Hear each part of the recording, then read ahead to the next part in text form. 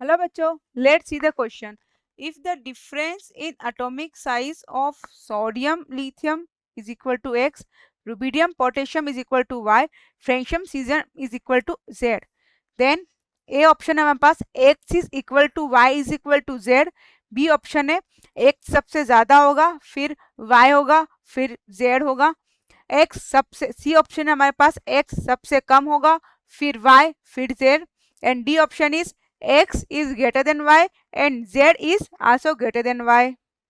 तो हमें atomic size का डिफरेंस पूछा गया है यहाँ पर, यह अल्कलाई मेटल्स के अंदर पूछा गया है.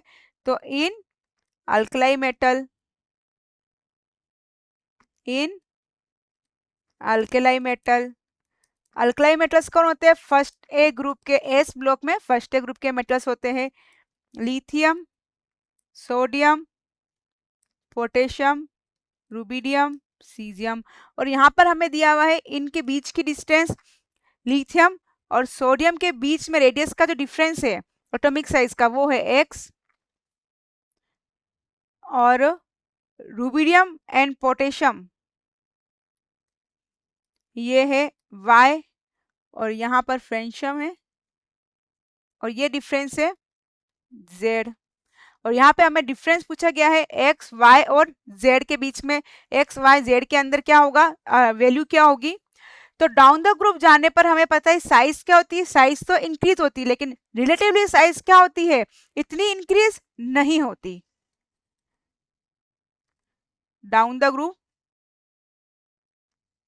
The group size increases but not much,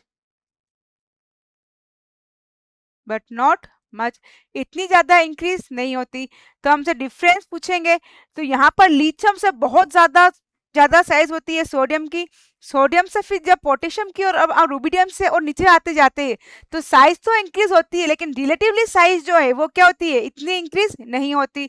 तो हमारा ऑर्डर होगा जेड जो होगा वो कम होगा, फिर वाई होगा और फिर एक्स होगा, क्योंकि डिफरेंस जो है वो लिथियम और सोडियम के बीच में क्या होगा, सबसे ज्यादा होगा साइज का.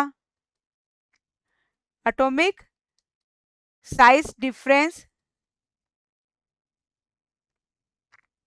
is maximum in sodium and lithium atom.